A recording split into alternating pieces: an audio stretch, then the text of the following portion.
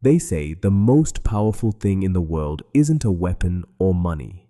It's the human mind. Your mind has the power to create heaven or hell right inside your head.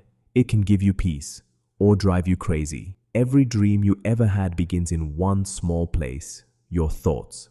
But most people never learn how to control it. They let fear, stress, and anger take over. They believe they're weak when in reality, they are strong. Because the truth is, your thoughts create your reality. When you think, I can't, your brain stops trying. But when you say, I will, your brain starts building the path. Every single thought sends energy into the universe, and that energy becomes your life. The mind is like a muscle.